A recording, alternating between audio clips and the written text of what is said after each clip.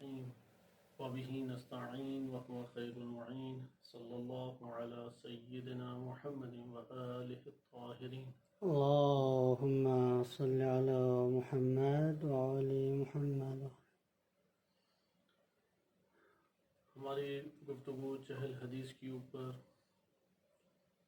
حدیث نمبر 1 سے متعلق چل رہی تھی کہ جس میں امام خمینی رحمۃ اللہ علیہ نے اس کی شرح کرتے ہوئے مطالب ذکر کیے ہیں.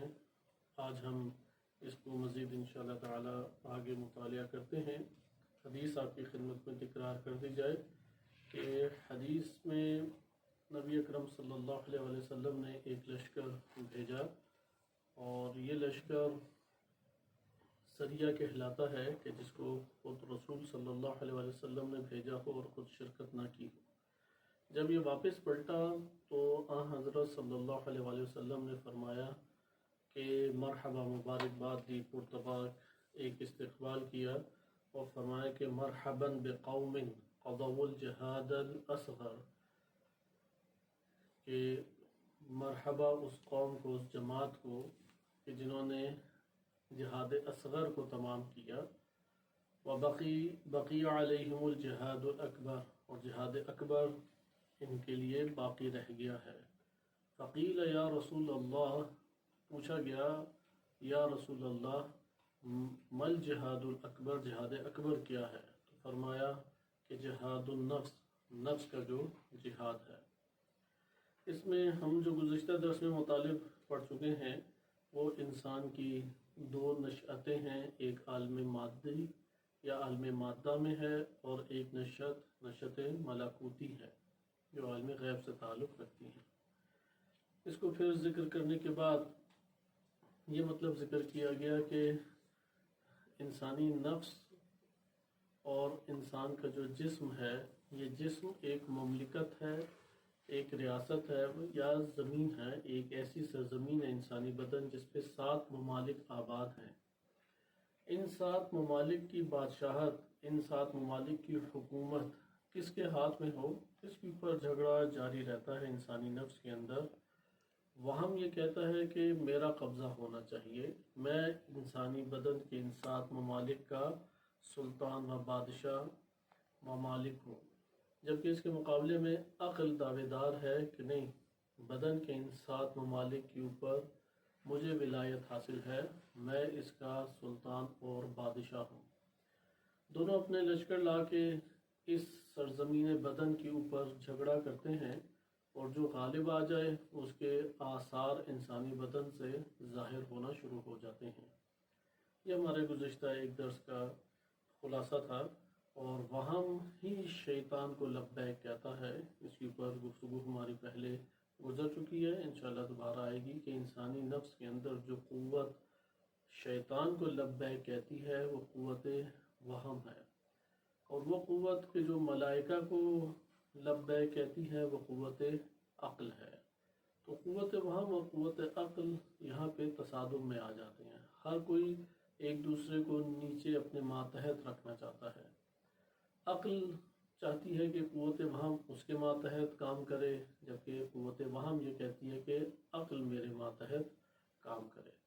جس کی بادشاہت ہوتی ہے وہ اگلے کو غلام اور اپنے ماتحت کر لیتا ہے. وہم کی حکومت انسانی بدن اور اس کے 7 ممالک کے اوپر آ جائے اپنے لشکروں سمیت تو عقل وہ ماتحت آ جائے گی اور قوت وہم کے انڈر رہ کے امور اور کام انجام دے گی. اس کے برعکس اگر قوت عقل حاکم ہو جائے تو پھر وہ قوت وہم کو اپنا ماتحت قرار دے کے اس کو استعمال کرے گی. یہ جنگ ہر لحظہ، ہر آن، جب تک انسان کا شعور اور جب تک انسان کا ارادہ اور اختیار باقی ہے یہ چل رہی ہے. جیسے انسان کا اس دنیا میں ارادہ اور اختیار ختم ہو جائے گا اور شعور کا خاتمہ ہوگا، یہ جنگ بھی ختم ہو جائے گی. اس لیے اسے جہاد اکبر کہا گیا.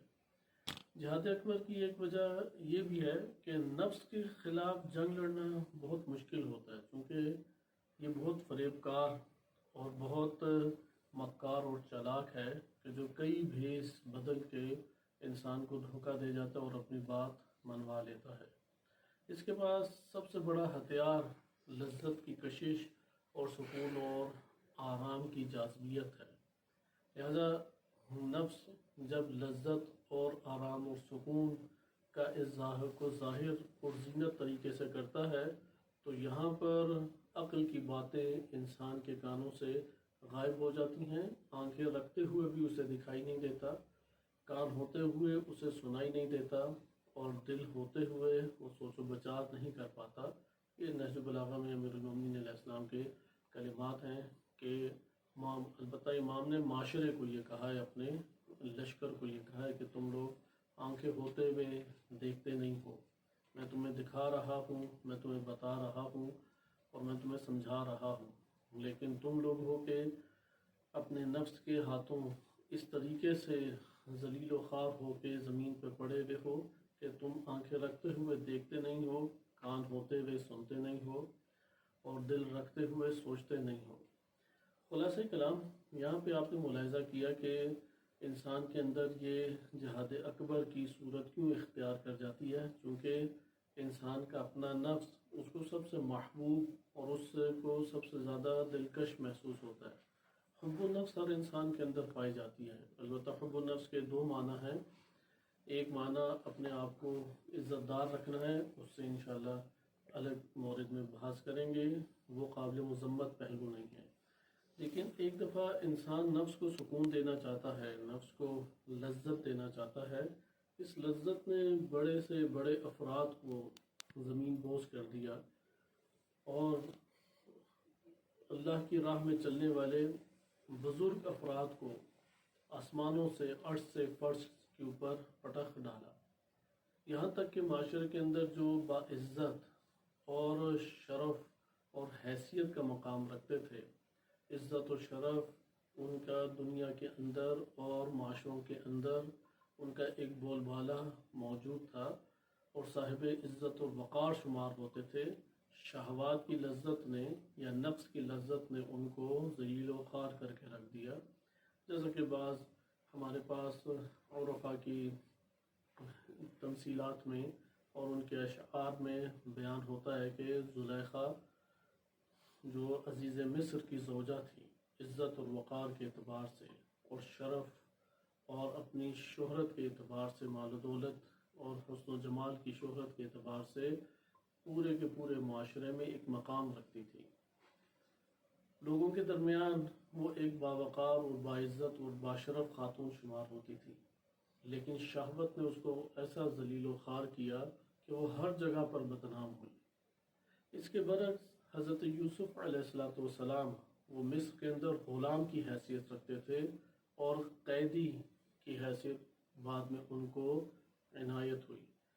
یہ جو قیدی بننا ہے اور غلام بننا ہے، معاشرے کی نظر میں یہ سب سے پست ترین مقام ہے، معاشرے کی نظر میں یہ سب سے کمزور ترین مقام ہے کہ ایک شخص یا وہ غلام ہو یا جیل کا وہ قیدی ہو، لیکن شہوات سے انہوں نے نبرد آزمائی کی، جہاد اکبر انہوں نے انجام دیا اور نفس کی لذتوں اور شہوتوں کو انہوں نے ترک کیا، اللہ سبحانہ وتعالیٰ نے ان کو معاشرے کے اندر عزیز بنا دیا، عزت دار اور سلطان اللہ سبحانہ وتعالیٰ نے بنا دیا۔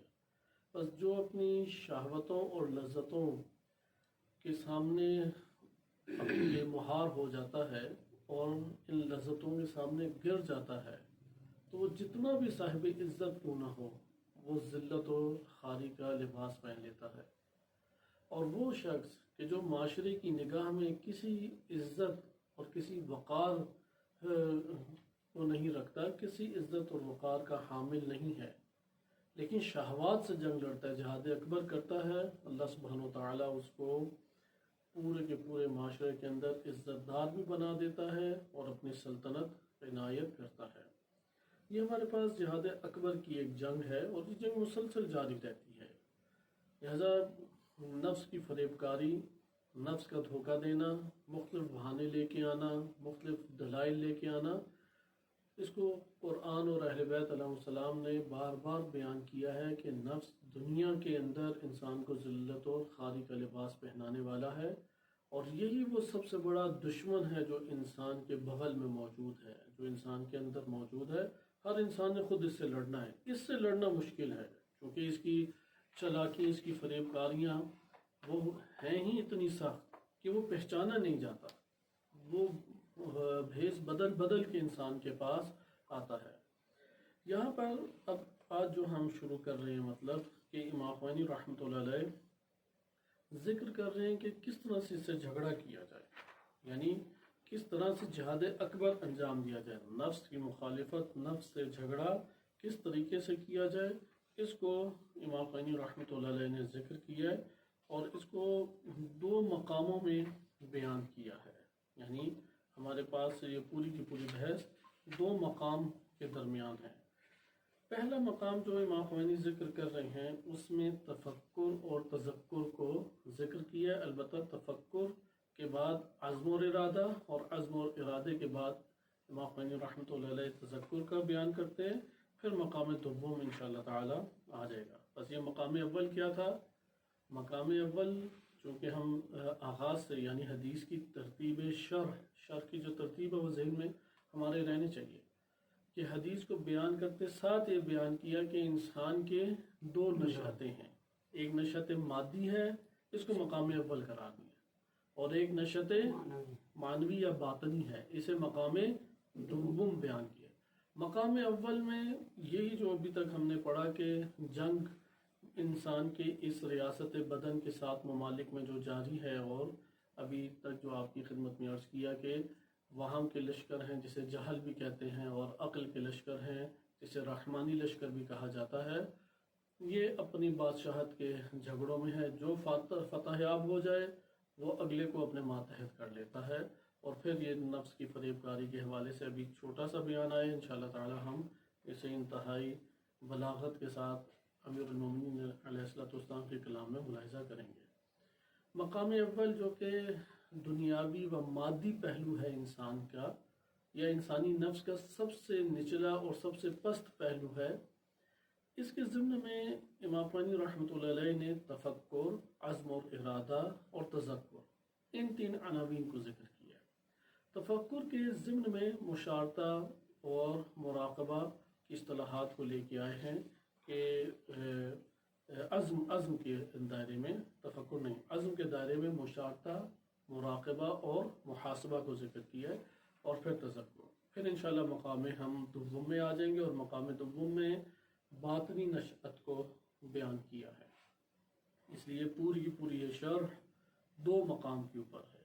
مقام اول وہی دنیاوی یعنی بدن کے اوپر جھگڑا. دنیاوی سے مراد یہاں پہ یہ بحث نہیں امام خمینی رحمۃ اللہ یعنی علم اخلاق و عرفان عملی یہاں پر البتہ مقصود ہے کہ اخلاق عملی و عرفان عملی کا جو پہلو ادھر بیان کیا جا رہا ہے وہ ان مباحث سے جدا ہے کہ جو عرفان اخلاق نظری میں یا فلسفہ اخلاق کے ضمن میں ہم کرتے ہیں.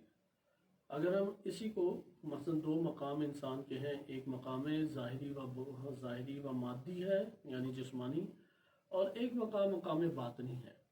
اگر ہم اس کو اخلاق نظری یا فلسفے کے عنوان سے پڑھ رہے ہوتے تو اس طرح سے تذکرہ کرتے کہ یہ بدن اجزاء سے تخلیق ہوا ہے اور اسی سے آیا روح جو ہے وہ حدوث حادث ہوئی ہے یا نہیں، بلکہ روح الگ سے حادث تھی اور پھر نفس اس کے ساتھ مربوط ہوا، اور پھر نفس کے جو طاقتیں اور قوتیں ہیں یہ فلسفی انداز میں بحث ہے.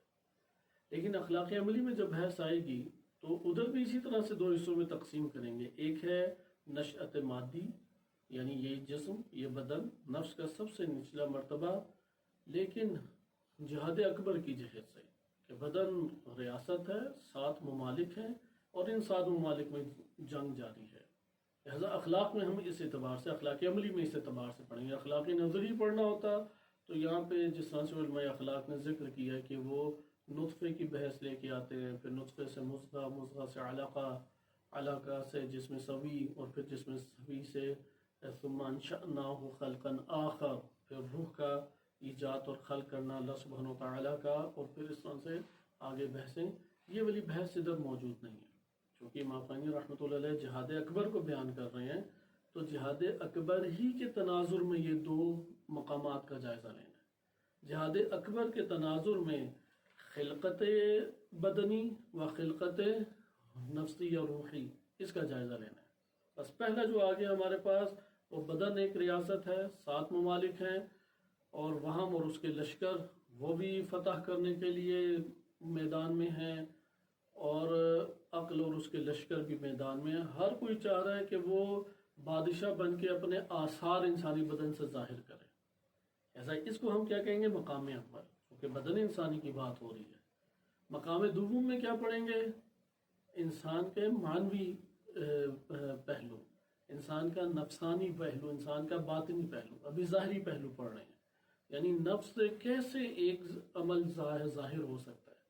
ممکن ہے کہ یہ جو عمل ظاہر ہوا ہے یہ عقل کی حکومت کی وجہ سے ہوا ہے، اور ممکن ہے کہ یہ جو عمل صادر ہوا ہے یہ وہم کی حکومت کی وجہ سے ہوا ہے۔ انسان کو اپنے ان تعلقات، ان اعمال کے اوپر بہت غور کرنا چاہیے۔ اچھا، اب ہم آ جائیں مقام اول کے ضمن میں۔ مقام اول میں عرض کر دیا، دوبارہ میں تکرار کر دیتا ہوں تاکہ یہ ذہن نشین ہو جائے کہ شرح کیسے کی ہے امام خمینی رحمۃ اللہ علیہ۔ یہ بہت مہم ہے، کیونکہ عموماً ممکن ہے کہ ہم یہی جہاد اکبر کہہ کے انسان کی 2 نشأتیں بیان کرتے، 2 پہلو خلقت بیان کرتے، پہلے پہلو خلقت کو بیان کرتے کرتے ہم پتہ نہیں کیا فلسفیانہ مباحث کے اندر عمیق طریقے سے نکل جاتے، ملا صدرہ، ابن سینا اور اس طرح کے دیگر اقوال لا کے پھر اس کو عمیق طریقے سے بیان کرتے۔ یہ ہمیں پھر اسی طرح سے معانی کی دنیا میں گھما کے رکھ دیتا اور اسی میں ہمیں درگیر کر دیتا۔ یہاں بھی امام خمینی رحمۃ اللہ علیہ نے اس پہلو سے کاملاً نظر انداز کیا، اشارہ کیا ہے کہ نفس کو بعض نے اس کے مقامات ذکر کیے ہیں 4، بعض نے 7، بعض نے 5، بعض نے 2، اس طرح سے انہوں نے اشارہ کر دیا، لیکن ہم اس بحث پہ نہیں وارد ہوں گے چونکہ جہاد اکبر بیان کرنا ہے۔ لہذا مقام اول کی تصویر ذہن میں اچھے طریقے سے ہم نے قائم کرنی ہے۔ یعنی یہاں پہ امام خمینی رحمۃ اللہ علیہ نے یہ نہیں کیا کہ حدیث ذکر کر کے سارے فلسفے اور عرفان نظری کی بحثیں ادھر چھیڑ دی جائیں، چونکہ حدیث میں تو یہ ذکر نہیں کیا گیا کہ فلسفی بحثیں نہیں ذکر کی گئی۔ جہاد اکبر انسان یعنی شرع ایسی کرنی ہے کہ انسان جہاد اکبر کرنے لگ جائے۔ یہاں پہ مہم چیز یہ ہے کہ شرع ایسی ہونی چاہیے کہ جہاد اکبر انسان کرنے نہیں، ایسی شرط نہیں ہونی چاہیے کہ بہانہ ملنا تھا اور اس نے جہاد کے بھی احکام ذکر کر دیے، پھر اکبر اصغر کے بھی احکام ذکر کیے، اور پھر وہ 2 نشأتیں کر کے طرح طرح کی مختلف مباحث کے اندر داخل ہو گئے۔ یہ مقصود شر سے نہیں ہے، اس طرح کی شر بھی ہمارے لیے قابل توجہ نہیں ہے۔ شر سے مقصود یہ ہوتا ہے کہ جو نبی صلی اللہ علیہ وسلم نے معنی بیان کیا ہے اس معنی کو اس طرح سے وضاحت پیش کی جائے کہ وہ عمل انجام دینے لگ جائیں جس کی طرف ترغیب دلائی گئی ہے۔ وہ عمل تب بھی انسان انجام دے سکتا ہے کہ جب عمل کی جانب سے اس کا جائزہ لیا جائے۔ لہذا امام خمینی رحمۃ اللہ علیہ نے یہاں پہ اس اعتبار سے انسان کے وجود کو 2 پہلو خلقت کے اسے بیان کیے۔ ایک پہلو مادی ہے جسے نشأت مادی یا ملکی بھی کہا ہے۔ ملک اور ملکوت میں فرق کرنا لازم ہے چونکہ یہ علم اخلاق اور علم عرفان کی ایک قسم کی اصطلاح ہے۔ ملک جب کہا جائے تو اس سے یہی مادی یا ناسوتی جو مرحلہ انسانی بدن کا وہ مقصود ہوتا ہے۔ ملکوتی جب کہا جائے تو غیبی انسان کا پہلو یا باطنی پہلو مقصود ہوتا ہے۔ ظاہری پہلو میں پھر امام خمینی رحمۃ اللہ علیہ نے اب جب بیان کیا کہ یہ جو جنگ ہو رہی ہے اس جنگ میں عقل کیسے فتح یاب ہو۔ عقل اپنے لشکر لے کے آ چکی ہے، ہم نے ایسا زمینہ فراہم کرنا ہے اپنے نفس کے اندر کہ بدن کے اوپر، ان 7 ممالک کے اوپر اگر کسی کی حکومت ہو تو حکومت عقل اور اس کے لشکروں کی ہونی چاہیے۔ کیا وہاں ختم ہو جائے گا؟ نہیں، وہاں ماتحت آ جائے گا۔ وہ وہاں جب ماتحت آئے گا تو اس کا لشکر قید کر لیا جائے گا، یہ وہ بھگائیں گے، کیونکہ جب علم آ گیا تو جہل بھاگے گا، جب جود و سخا آ گیا تو بخل فرار کرے گا، جب انسان جو ہے وہ حرص اور طمع کو ختم کر کے اپنے آپ کو انفاق الہی میں لے کے آئے گا تو یہاں پہ خود وہ لشکر فرار کریں گے۔ لہذا وہاں ماتحت آئے گا اور اس کے لشکر وہ قید کر لیے جائیں گے، وہ نہیں صادر انسانی جسم سے ہونے دیے جائیں گے۔ اس لیے اب راہ ہموار کریں کہ جہاد اکبر اس پہلو سے کیسے کرنے کہ بدن سے جو عمل صادر ہو وہ عقل اور اس کے لشکروں کی حکومت کے تحت صادر ہو۔ اس کے لیے امام خوینی رحمۃ اللہ علیہ نے تفکر کے بعد عزم اور ارادہ، اور عزم و ارادہ کے ضمن میں ہی مشارطہ، مراقبہ اور محاسبہ، اور آخر میں تذکر کو ذکر کیا۔ یہ 4 عناوین ہیں کل ہمارے پاس، یہ 4 عناوین ہیں۔ ان 4 عناوین کے بعد امام خوینی رحمۃ اللہ علیہ منتقل ہو جاتے ہیں مقام دوم، یعنی باطنی پہلو کی طرف۔ باطنی پہلو میں پھر انشاءاللہ تعالی ہمارے پاس دیگر مطالب آئیں گے۔ اگر ہم ان 4 معانی کو خلاصہ کریں تو کہہ سکتے ہیں تفکر، ارادہ اور تذکر، اور مختصر کرنا چاہیں تفکر اور تذکر، اور اگر فقط ایک نام لینا چاہیں جو کہ ان سب کے اوپر بھاری ہے اور اصل باطن کے اندر وہی مقصود ہے، اس کا نام ہے ارادہ۔ انسان کی قیمت ارادے اور ہمت کے اوپر ہے۔ ہر وہ شخص جو ارادہ اور ہمت توڑ دیتا ہے وہ وہاں پہ ہی وہ ناکام ہوتا ہے۔ یہ پھر ساری کی ساری معلومات، وہ جس طرح گوگل کے پاس معلومات پڑی، اس طرح ہمارے نفس کے اندر وہ معلومات صرف الفاظ اور معنی کی صورت میں رہ جاتی ہیں۔ ارادہ ہے کہ جو اس کو ظاہر کرتا ہے، ارادہ ہے کہ جو اس کو نمایاں کرتا ہے، ارادہ ہے کہ جو اس کو صادر کرتا ہے انسان کے وجود سے۔ لہذا ارادہ اس طور پہ ایک رمز بن چکا ہے، چونکہ ارادہ بنتا ہی اس وقت ہے کہ جب تفکر، تذکر، مشارطہ، مراقبہ، محاسبہ اور یہ امور انجام دیے جائیں، وإلا ارادہ اور عزم وہ نہیں بنتا۔ بہت سارے امور ہیں جو ارادہ بنانے میں ایک کردار ادا کرتے ہیں، اور بہت سارے امور ارادے کو محکم کرنے میں کردار ادا کرتے ہیں۔ ارادہ اگر ہمارا کبھی بن گیا تو ارادہ جس کے تحت بنے گا وہی جسم سے صادر ہوگا۔ اگر عقل اور جنود عقل کے ذریعے سے ارادہ بنا ہے تو پھر مختلف طرح کے خیر کے امور صادر انسان سے ہوتے رہیں گے۔ انسان خود بھی حیران ہوگا یہ صادر ہو کیسے رہے ہیں، اس قدر کثرت سے چیزیں صادر ہوں گی۔ ایک طرف سے انفاق کر رہا ہے، ایک طرف سے معرفت حاصل کر رہا ہے، دوسری طرف سے صبر بھی جھیل رہا ہے، تیسری طرف سے توکل بھی ہے، شکر بھی ہے۔ ایک اللہ سبحانہ وتعالی منبع اس کے نفس کو قرار دے دیتا ہے، خیر کے صدور کے، جیسے سورج سے کرنیں نکل رہی ہوتی ہیں، اس طرح سے متعدد پہلوؤں سے ایک ہی نفس کے اندر سے مختلف طرح کے اعمال حسنہ و امور خیریہ صادر ہو رہے ہوتے ہیں۔ یہ بڑا خوشبخت انسان ہے، بڑا سعادت مند انسان ہے۔ اس کا بالکل برعکس بھی ہو سکتا ہے، وہاں اور اس کے لشکر اگر وہ حاکم آ جائیں، اس قدر برائیاں اس کے وجود سے نکل رہی ہیں کہ آج بھی ہم دنیا میں بڑے بڑے مجرمین کو دیکھتے ہیں کہ ان کے جرائم کے کس پہلو کو انسان بحث کرے اس کے اوپر، یا زیر بحث اسے لے کے آئے کہ اس قدر اس کے جرائم کے پہلو موجود ہیں۔ تو آئیں اب ہم تفکر کی طرف آتے ہیں۔ تفکر اس میں سے پہلا ہے۔ اچھا، یہاں پہ امام خوینی رحمۃ اللہ علیہ نے مقام اول میں تمام فلسفیانہ مباحث سے دوری اختیار کی ہے۔ مقام ثانی چونکہ باطنی مقام ہے، اور باطنی مقام کو حس تو نہیں کر سکتے ہم، یعنی حواس خمسہ سے وہ حس نہیں ہو سکتے۔ نمبر 2، باطن ہی اصل منبع ہے، اس لیے اس جگہ پہ چار ناچار ہم بعض مباحث کی طرف منتقل ہو جائیں گے، جیسے قوت خیال ہے، قوت باطنیہ ہے۔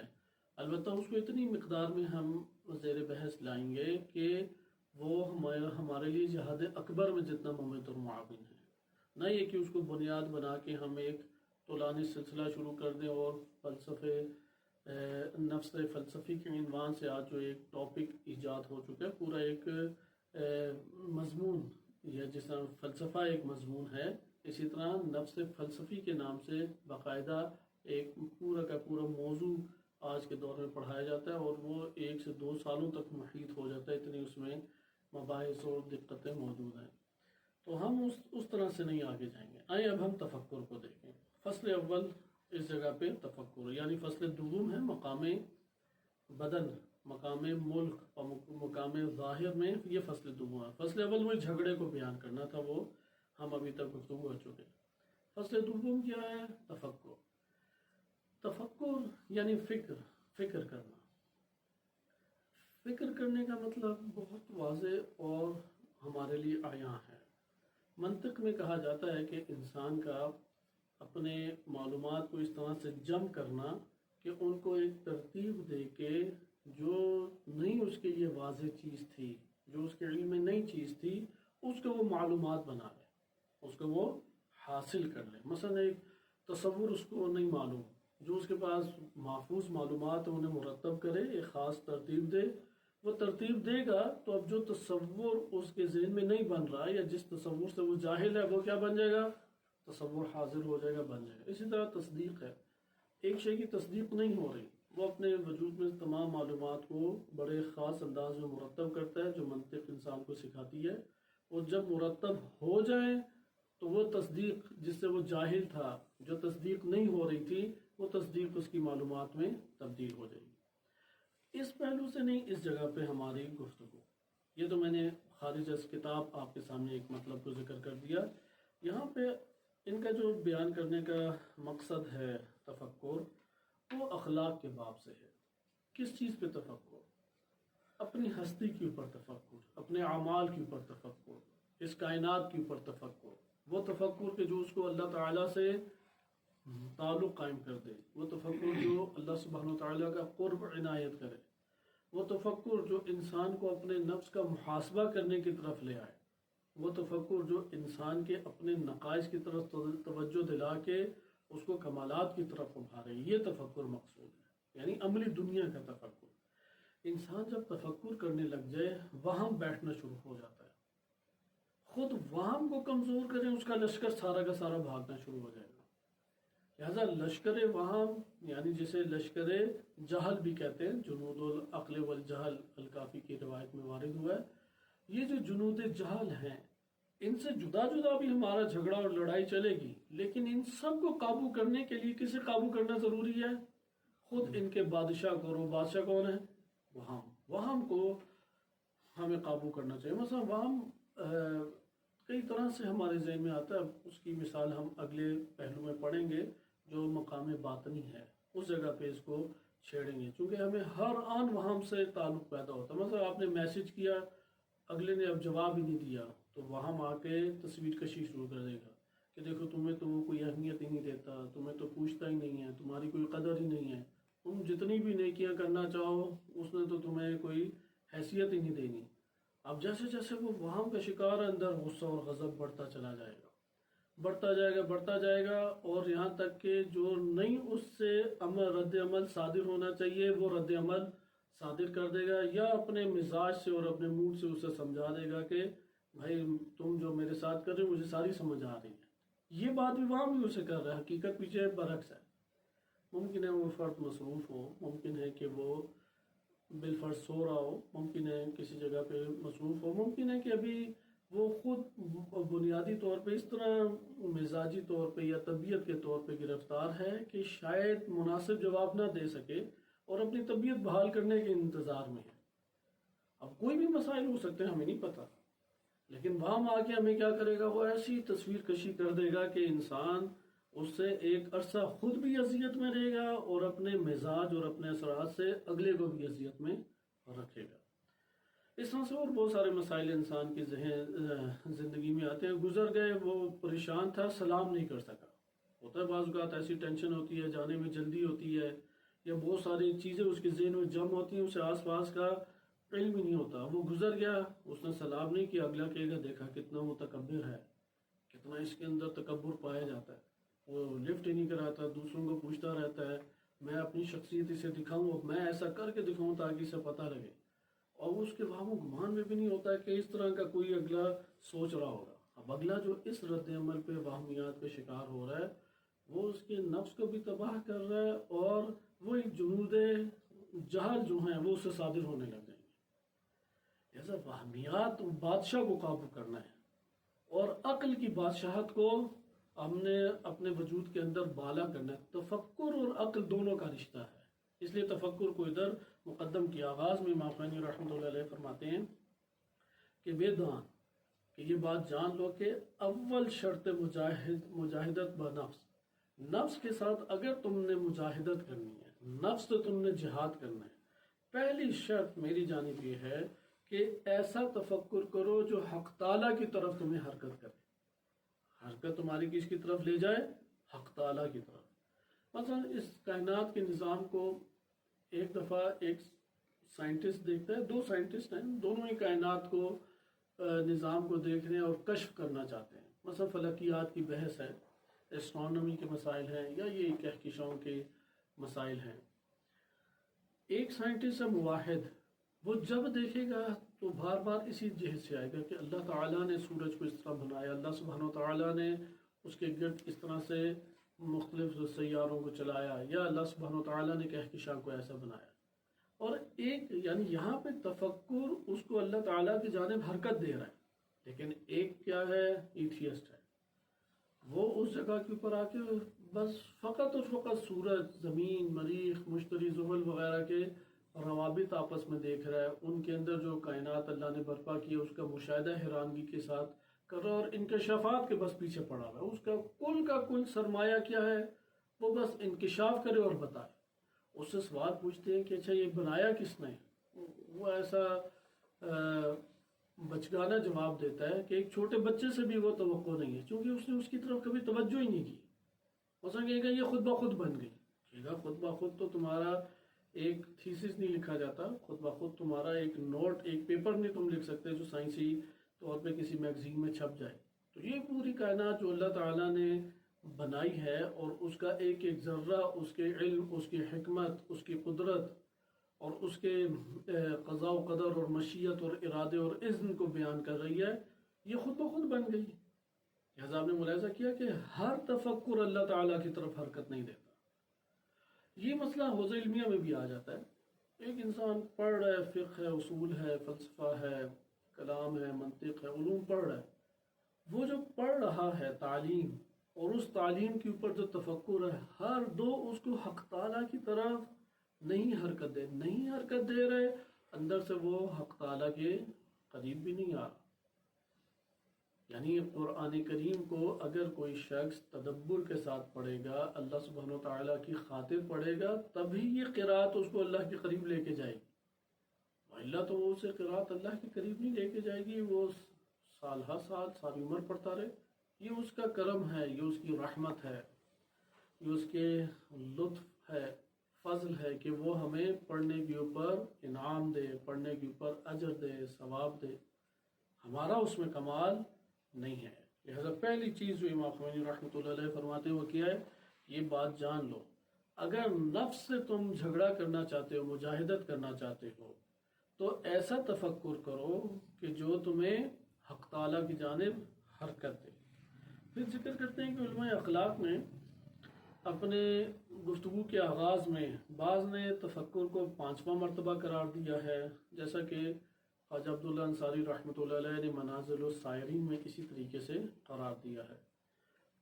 تو بعض نے کسی کو تذکر کے بعد رکھا ہے، بعض نے تذکر کو اولویت دی ہے. تو امام خمینی رحمۃ اللہ علیہ فرماتے ہیں وہ بھی اپنی جگہ ٹھیک ہے. اچھا وہ کیسے ٹھیک ہے، اسے نہیں بیان کیا، اس لیے ہم بھی اسے نظر انداز کرتے ہیں. یعنی وہ کہتے ہیں کہ میں اس کو اول قرار دے رہا ہوں، تفکر حتی تذکر کے اوپر بھی امام خمینی ترجیح دے رہے ہیں. بعض ہیں کہ جو تذکر کو تفکر پہ ترجیح دیتے ہیں. علامہ طباطبائی رحمۃ اللہ علیہ نے جو سیر و سلوک کتاب چھپی ہے، ان کے دروس کا مجموعہ جو آیت اللہ محمد حسین تہرانی رحمۃ اللہ علیہ نے لکھے ہیں، تو اس کے آغاز میں بھی یہ بحث کرتے ہیں کہ تفکر اور تذکر، بعض نے تفکر کو مقدم کیا تذکر پہ، اور بعض نے تذکر کو تفکر پہ مقدم کیا. پھر خود علامہ طباطبائی رحمۃ اللہ علیہ بھی تفکر کو مقدم کرتے ہیں، لیکن تذکر کو اس کے ہمراہ چلانے کے اوپر بہت زیادہ ابھارتے ہیں، اور تفکر اور تذکر کو دو پر قرار دیتے ہیں جن کے ذریعے سے پرواز کرتے ہیں. تفکر ظاہری طور پہ معرفت کا باعث بنتا ہے عقلی طور پہ، اور تذکر باطنی طور پہ معرفت کا باعث بنتا ہے. اگر یہ دونوں آپس میں متحد نہ ہوں تو انسان بالا رفتہ اوپر پرواز نہیں کر سکتا. مثلا ظاہری عقلی طور پہ بڑی معلومات آ گئی ہمارے پاس، باطنی رشد ہی نہیں ہے. اگر باطنی رشد نہیں ہے تو یہ باطن نے کیسے اوپر جانا ہے؟ وہ تو صرف ایک مفہومی طور پہ پھر چلا گیا. ذکر اور فکر دونوں آگے پھر نشوونما کا باعث بنتے ہیں. لہذا امام خمینی رحمۃ اللہ علیہ فرماتے ہیں کہ یہ مرتبہ پنجم میں بعض علماء اخلاق نے قرار دیا، اور علماء اخلاق سے ان کے مراد کون ہے یہاں پہ؟ خواجہ عبداللہ انصاری رحمۃ اللہ علیہ منازل السائرین جنہوں نے لکھی. شیخ مفید رحمۃ اللہ علیہ کے دور کے عارف ہیں، تقریباً انہی کا دور 5ویں صدی ہجری کا دور بنتا ہے. افغانستان میں ہوتے تھے، ظاہری طور پہ حملی مکتب کے، آج کے دور میں اہل حدیث جسے آپ کہتے ہیں، اس کے مکتب کے پیرو شمار کیے جاتے تھے، لیکن انہوں نے جو اس وقت کتاب لکھی اور اس کا انہوں نے خلاصہ بھی پھر لکھا 100 منازل 100 منازل کے عنوان سے، تو خوب اس کی طرف کسی اور وقت تبصرہ کریں گے۔ یہاں پہ ہمارے پاس آ گیا کہ 5ویں نمبر کو انہوں نے لکھا ہے، اور اس کو بھی امام خمینی رحمۃ اللہ علیہ فرماتے ہیں کہ وہ اپنی جگہ پر درست ہے۔ پھر ذکر کرتے ہیں تفکر سے میری مراد کیا ہے۔ آیا تفکر فلسفی جو کلیات کو درک کرتا ہے، تفکر منطقی جو مجہولات کو معلومات میں تبدیل کر دیتا ہے، کون سا تفکر مقصود ہے؟ ادھر ذکر کرتے ہیں کہ یہاں پہ وہ تفکر مقصود ہے کہ جو جہاد اکبر انسان سے کرائے، لہذا لکھتے ہیں تفکر در این مقام عبارت است۔ اس جگہ پر تفکر کس سے عبارت ہے کہ انسان لا عقل در ہر شب و روزی مقداری، کہ ہر روز، صحیح ہے، کم سے کم ہر روز کہ انسان اتنی مقدار کہ وہ بے شک کم ہی کیوں نہ ہو، صحیح ہے، فکر کرے۔ کس بارے میں فکر کرے؟ یعنی حد عقل انسان دن اور رات میں بعض پہلوؤں، بعض مقامات یا بعض ایسے اوقات ہیں جن میں کم سے کم یہ فکر کرے کہ آیا میرا مولا کہ اس دنیا کے اندر جس نے مجھے خلق کیا ہے اور تمام کی تمام آسائشیں اور ان کے اسباب میرے لیے فراہم کیے ہیں، مجھے راحت اور سکون عنایت کیا ہے، سالم بدن اس نے دیا ہے، اس نے صحیح قوتیں عنایت کی ہیں، اور ہر طرح کا نفع مجھے عطا کیا ہے کہ ایسے منافع کہ انسان کی عقل دنگ رہ جاتی ہے کہ کس کس زاویوں سے اور کس کس پہلوؤں سے اور کس کس جگہوں سے اللہ تعالیٰ اسے عنایت کر رہا ہے۔ یہ ساری کی ساری جو نعمتیں اللہ تعالیٰ نے اور رحمتیں بچھائی ہیں، اور پھر خداوند متعال نے اپنے انبیاء کو ہماری طرف بھیجا ہے، کتاب اللہ تعالیٰ نے نازل کی ہے، رہنما اللہ نے عنایت کی ہے، دعوت اس نے دی ہے۔ آیا ہمارا وظیفہ اس طرح کے مالک سے کیا بنتا ہے؟ یعنی میرا کوئی وظیفہ بنتا ہے یا نہیں بنتا اس کریم رحیم اور عظیم مولا اور آقا کے سامنے؟ چونکہ عبد ہوں، میں عبد ہوں، میرے پاس تو اپنی ہستی بھی نہیں تھی، وجود بھی عاریتاً اس نے عنایت کیا ہے، وہ باقی بھی اسی کی وجہ سے ہے، عطا بھی اس کی ہے، بقا بھی اسی کی جانب سے ہے۔ پھر جن حالات میں اس نے رکھا ہے، وہ مریض بدن بھی دے سکتا تھا، سالم بدن دیا، وہ فقیر بھی رکھ سکتا تھا، اس نے نعمات دے کے مجھے اس دنیا کے اندر زندگی دی تاکہ زندگی کی نعمتوں سے بھی استفادہ کروں۔ شب و روز ہم اللہ کی نعمات کے اندر غرق ہو کے زندگی بسر کر رہے ہیں۔ ادھر پہلی فکر اپنے ذہن میں یہ ابھارے، اس طرح کا جو مالک الملک ہے، جو تمام کے تمام ملکیتوں کا مالک ہے، جو میرا آقا ہے، جو میرا سید ہے، جو میرا مولا ہے، اس مولا کے مقابلے میں میرا کوئی وظیفہ بھی بنتا ہے یا نہیں؟ میں چونکہ اس کی بارگاہ میں ہمیشہ حاضر ہوں، میرا کیا وظیفہ بنتا ہے؟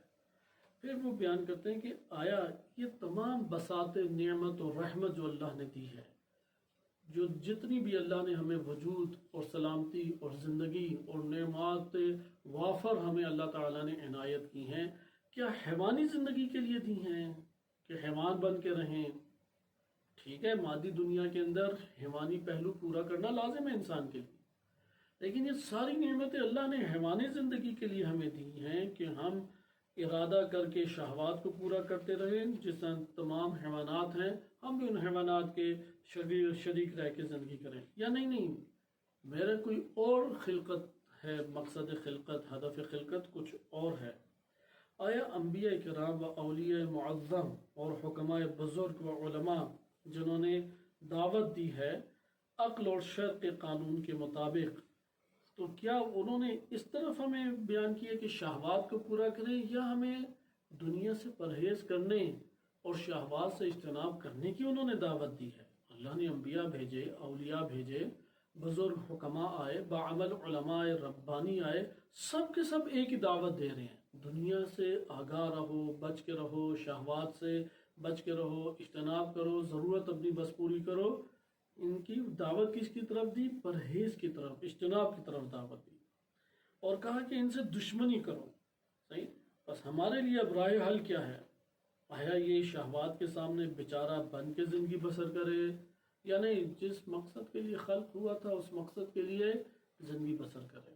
جیسا کہ امام سجادہ علیہ الصلوۃ والسلام کی دعا میں بھی ہے کہ اللہم استفرغنی فیما خلقتنی لہ، کہ بار الہ اللہم استفرغ ایامی، اللہم استفرغ ایامی، بار الہ میرے لیے وہ ایام جو ہیں وہ فارغ کر دیں، یعنی مجھے اپنی زندگی کے ایام میں اتنی فرصت دے دے کہ جس مقصد کے لیے تو نے مجھے خلق کیا ہے میں اس میں مشغول ہو جاؤں، جس مقصد کے لیے تو نے خلق کیا ہے میں اس میں مشغول ہو جاؤں. واقعی بہت عمیق دعا ہے، کیونکہ خداوند متعال جن سے مکر الہی کا جو شکار ہوتے ہیں وہ دنیا کے امور میں ایسا غرق ہو جاتے ہیں کہ نہ وہ اللہ تعالیٰ اپنی باتیں انہیں سناتا ہے اور نہ اپنے نفسانی امراض کی طرف توجہ دلانے دیتا ہے. اتنا دنیا میں غرق ہے، اصلا توجہ ہی نہیں اس کی طرف آ رہی. یہ مکر الہی ہے، عذاب استدراج ہے.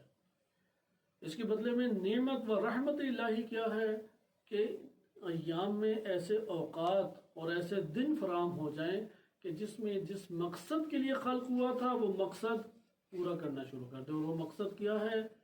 علامہ طباطبائی رحمۃ اللہ علیہ فرماتے ہیں کہ دنیا میں سب سے بڑھ کر، کہ جس سے بڑھ کر اور کوئی کام نہیں ہے، سب سے بڑھ کر انسان کے لیے کام کیا ہے؟ تہذیب نفس. بالفاظ دیگر انسان اپنے نفس کی عمارت قائم کرے، یہ اس کا مہم ترین اور اہم ترین کام ہے.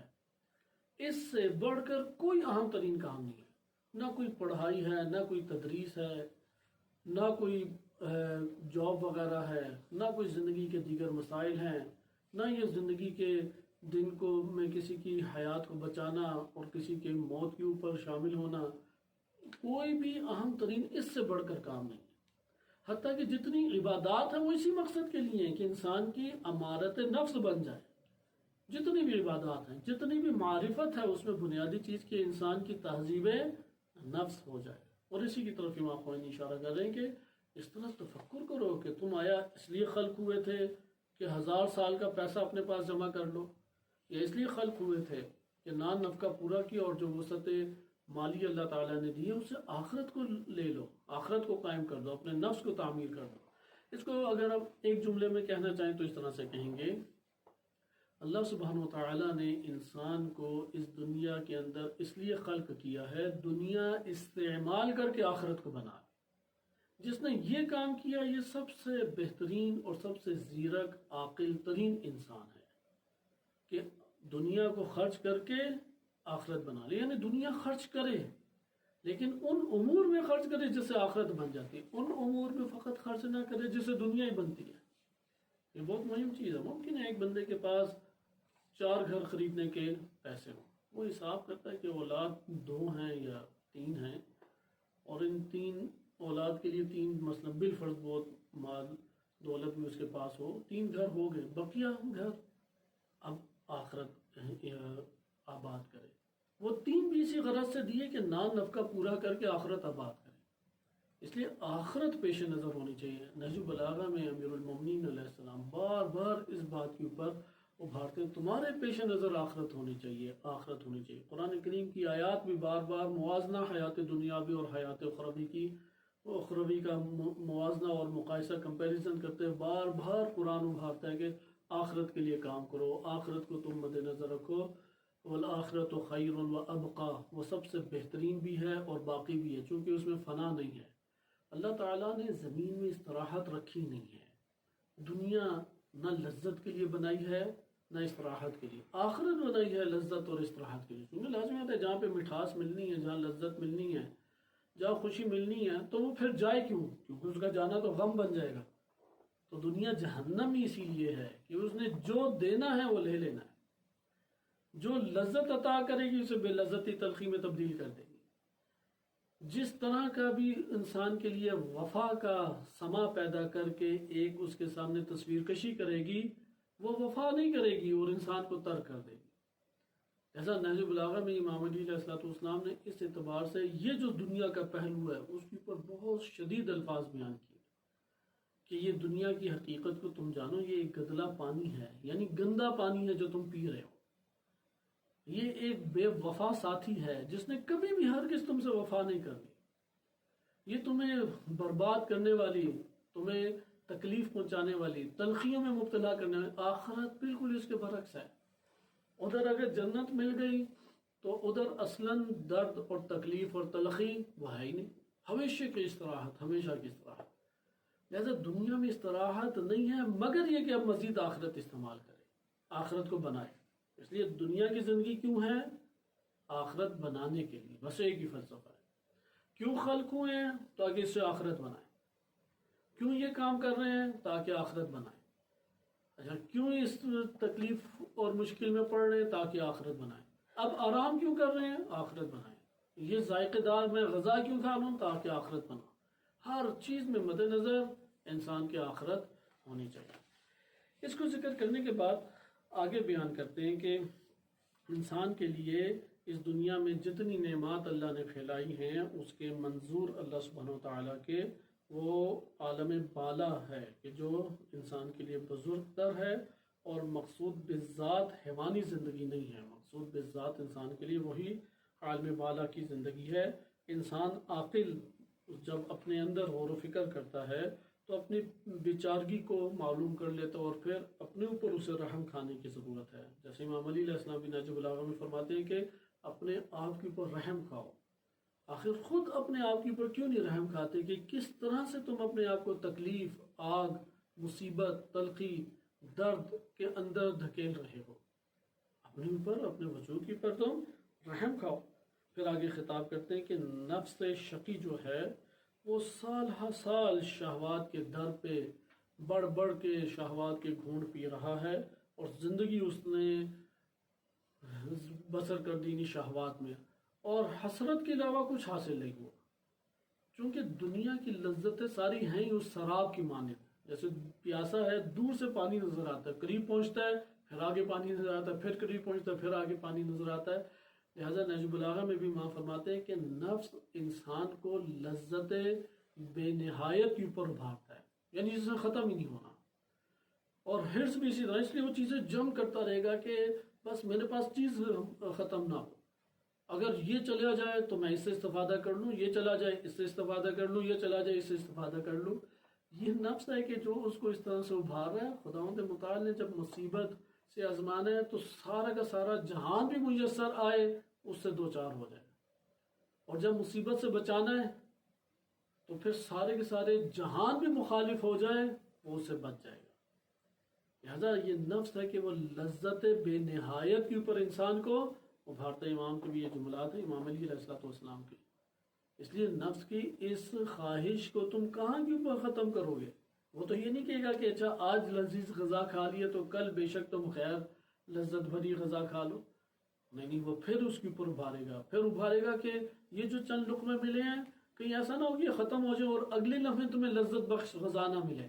وہ اس کے لیے پھر جمعوری کرنا شروع کر دے گا۔ یہ حرص ہے، بس لذت کا جھانسا دے کے حرص میں مبتلا کیا، پیٹ کب بھرے گا؟ پیٹ نہیں بھرتا، بالکل وہ پیاسا ہی رہے گا۔ اسے کہتے ہیں اس کے وہ چیز جز حسرت نصیبت نہ شد، کہ جتنی شہوات لی ہیں فقط اور فقط حسرت اس کے نفس کے اندر باقی رہے، اس کے علاوہ کچھ بھی اس کے اندر باقی نہیں رہتا۔ اس لیے بوڑھا ہو جائے تو جوانی کے رنگین خیالات اس کے ذہن میں گھومتے رہیں گے، کاش یہ دوبارہ مل جائے، کاش ایسے ہو جائے، اسی کا سما پیدا کرنے کی کوشش کرے گا، اسی کی طرح کی خوشی لانے کی کوشش کرے گا۔ لہذا جتنی شہوات پوری کرتے جائیں انسان کے وجود میں حسرت کے علاوہ کچھ بھی نہیں ابھرتا۔ بالکل اسی طرح سے ایک انسان جتنی بد نظری کرتا جائے گا، چونکہ اس بد نظری کرنے کی وجہ سے خاتون سے تو استفادہ نہیں کر سکتا، اندر اپنے آپ کو شدید شہوانی اضطراب کا شکار کرتا چلا جائے گا۔ اب شہوت اس کو مجبور کرتی ہے کہ دوبارہ نگاہ کرو، دوبارہ نگاہ کرتا ہے تو پھر اندر ایک حسرت ابھرتی ہے کہ میں اس کے قریب یا اس سے استفادہ نہیں کر سکتا۔ لہذا وہ اندر سے اس کی پیاس اس منظر کو دیکھ کے مزید بڑھتی چلی جاتی ہے، جیسا سراب میں آگے پانی کو دیکھ کے پیاس مزید بڑھتی چلی جا رہی ہے۔ جتنی دفعہ پانی کو دیکھے گا اتنی دفعہ اندر یہ حسرت ایک پرزور طریقے سے اس کے وجود کے اندر تلخی اور اضطراب کو پیدا کر کے ابھرے گی۔ اسی طریقے سے یہ شہوات ہیں، جتنا اسے پورا کرتا جائے گا وہ مزید اس کے اندر ایک تلخی اور ایک حسرت اور ایک حرص کو بلند کر کے اسے تقاضا کرے گی۔ اس لیے امام خمینی رحمۃ اللہ علیہ اس جگہ فرماتے ہیں کہ نفس شقی اس جگہ پہ پھر بنتا چلا جاتا ہے، سال ہر سال گزر گئے، شہوات کے اندر غرق ہم نے زندگی بسر کی، جس میں حسرت کے علاوہ ہم نے کچھ بھی نہیں پایا۔ بس ہمیں اپنی حالت کے اوپر رحم کرنا چاہیے اور مالک الملک کے سامنے حیا کرنی چاہیے۔ یعنی یہ آخری تفکر کے باب میں ہمارے سامنے نقطہ ہے کہ حیا کرے اللہ تعالیٰ کے سامنے، شرمندہ ہو، خاموش ہو جائے۔ جس طرح سے ایک مجرم اپنے آقا اور مولا کے سامنے آتا ہے، کہنے کو کچھ بھی نہیں ہے، کیونکہ مالک جو ہے وہ بھیدوں کے راز بھی جانتا ہے، وہ دل میں سوچتا ہے تو اسے پتہ لگ جاتا ہے، اور پھر احسانات کا بھی اس کو پتہ ہے کہ اس مالک نے میرے ساتھ کیا کیا احسانات کیے ہیں۔ ایسا بعض علماء اپنی محافل میں جب درس دیتے تھے تو بعض درس ہوتے ہی خاموشی کے تھے، تو کہتے تھے کہ کیا ہم ہر ٹائم بول بول کے ایک غوغا برپا کیا ہوا ہے اور عمل اس میں صفر ہے، صرف شور مچا رہے ہیں، یعنی ہر طرف شور ہی شور ہے، جیسے اذانیں دے رہے ہیں، نماز کہیں پہ بھی نہیں ہے، صرف شور شرابہ مچا رہے ہیں۔ ادھر دعائیں پڑھ رہے ہیں، دعائیں کمیل ہے، دعائیں احد ہے، دعائیں فلاں ہے، ادھر زیارت نامے ہم نے کیے ہوئے ہیں، ادھر ذکر بڑے بڑے پڑھے جا رہے ہیں۔ ان سب کی بجائے حیا کرتے ہوئے اپنے مولا کے سامنے مؤدب بن کر تعظیم کے ساتھ ایک جرم کا احساس کرتے ہوئے گردن جھکا کے اپنے آپ کو مجرم کی سطح کی پر لا کے خداوند متعال کے سامنے حاضر کر دے، یہ اس سب کے سب امور میں بالا تر ہے، چونکہ یہاں سے آغاز ہوتا ہے اور اس کے بعد اس کا جو پڑھنا اور بولنا ہے وہ کوئی قیمت رکھے گا۔ بعض روایات میں وارد ہوا ہے مکارم الاخلاق کتاب اور دیگر میں کہ جناب سلیمان علیہ السلام، کیونکہ بہت بڑا محل تھا، ان کی ہزاروں کنیزیں تھیں، ہوا ان کے تابع تھے، جن و انس کے اوپر اللہ نے انہیں مملکت عطا کی، چرند پرند سارے ان کے ماتحت زندگی بسر کرتے تھے، تو وہ رہتے محل میں نہیں تھے، ایک چھوٹا سا انہوں نے محل سے باہر جھاڑیوں کا یا مٹی کا چھوٹا سا کمرہ بنایا ہوا تھا، ایک جس کو کہتے ہیں کہ چھوٹا سا کمرہ یا ایک پہاڑ کے اندر جس طرح سے بعض خانقاہ بنا کے رہتے ہیں، تو اس طریقے سے انہوں نے بیابان کے اندر اپنے رہنے کے لیے ایک جگہ بنائی تھی۔ جب آدھی رات نیم میں شب ہوتی تھی تو کھلے آسمان تلے نکل آتے اور اپنے ہاتھوں کو اپنے گردن کے پیچھے مجرموں کی طرح باندھ کے خداوند متعال کی بارگاہ میں فریادیں بلند کیا کرتے تھے۔ یہ جینے کا طریقہ ہر روز اس طرح سے کرتے ہیں، کیونکہ اللہ نے مملکت اتنی عطا کی ہے کہ اس کے اثر کو دور کرنے کے لیے اور خدا کی طرف بازگشت کرنے کے لیے لازم ہے کہ اس طریقے سے بڑھے۔ جیسے کہ بعض عرفاء کا وارد ہوا ہے، کہتے ہیں کہ میں گم گیا ہوں، مجھے کوئی اپنے وطن پہنچا دے۔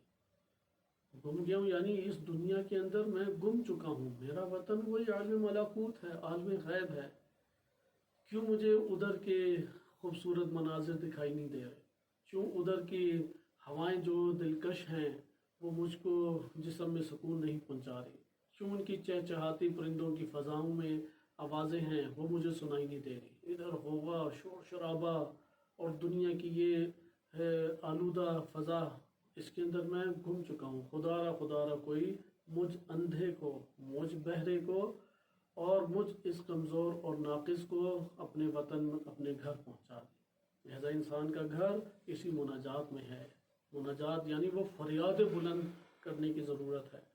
تو یہ جو فریادیں ان اولیاء سے بلند ہوتی تھی وہ یہی تھی کہ کوئی مجھ کو اپنے وطن میں پہنچا دے، اپنے گھر میں پہنچا دے، اپنے آشیانے میں پہنچا دے۔ تو یہاں پہ بھی امام خمینی رحمۃ اللہ علیہ فرماتے ہیں کہ مالک ملک کے سامنے حیا کرو، یہ حیا کرو گے تو تمہارے لیے قدم اٹھانے کے راہیں کھل جائیں گی، حیا کرو گے اللہ تعالیٰ کے سامنے تو پھر تمہاری زندگی میں سعادت ابدی شروع ہو جائے گی۔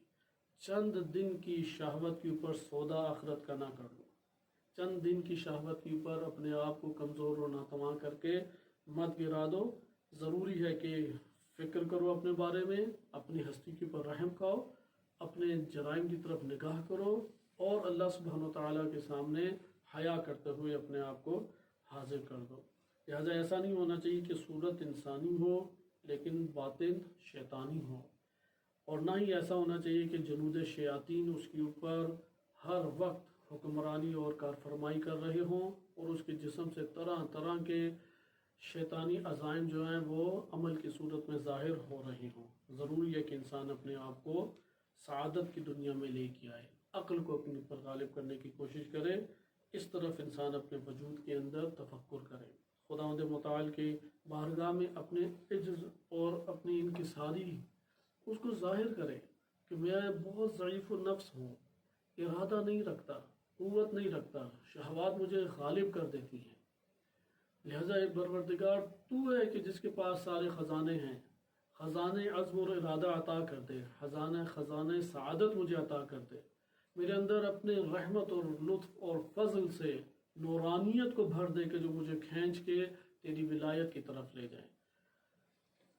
امام سجاد علیہ السلام کی صحیفہ کاملہ میں بہت خوبصورت اس اعتبار سے جملات ہیں کہ یہ نفس یہ مجھے رسوا کرنے والا ہے، اس نے کہیں کا مجھے نہیں چھوڑا، طرح طرح کے بار الہ یہ گناہ اس نے مجھ سے صادر کرائے ہیں، بار الہ تو مجھے قوت دے کہ میں اس نفس کی مخالفت کر سکوں، تو مجھے قوت دے، تو مجھے توفیق دے کہ میں اس نفس سے مجاہدت کر سکوں، جہاد کر سکوں اس نفس کے خلاف۔ ایسا آخر میں امام خوانی رحمۃ اللہ علیہ یہ بیان فرماتے ہیں کہ ہر حال میں اپنے عز اور آہوزاری اس کو خدا کے سامنے بیان کرو اور اللہ سبحانہ و تعالیٰ سے شیاطین اور نفس امارہ کے خلاف جہاد کرنے کی توفیق طلب کرو، تفکر کرو کہ کیسے میں اس سے جہاد کروں، تفکر کرو کیسے یہ فریب دے رہا ہے، تفکر کرو کیسے یہ شہوات کی طرف لے کے جاتا ہے، اس طرف اپنے نفس کے اوپر اور اپنی حالت کے اوپر تفکر کرو۔ یہاں سے اگر تفکر کرنے میں ہم کامیاب ہو گئے اور نفس امارہ کے بار بار ہم نے ان پہلوؤں کو جان لیا کہ جہاں سے وہ فریب دے کے ہمیں اکساتا ہے برائیوں کی طرف، شیاطین اور جنود شیاطین کی طرح طرح کی وارداتوں کے اوپر اگر ہم نے تفکر کر کے معلومات حاصل کر لی اور اپنے جرائم پہ نگاہ کی، تو یہاں سے انسان اپنے نفس کے خلاف اللہ تعالیٰ سے جہاں مدد طلب کرے گا، توفیق طلب کرے گا، ارادے کے ساتھ مجاہدت کرنا شروع کر دے گا۔ اللہ تعالیٰ ہمیں اس مجاہدت کی توفیق عنایت فرمائے۔ صلی اللہ علیہ سیدنا محمد وآلہ الطاہرین۔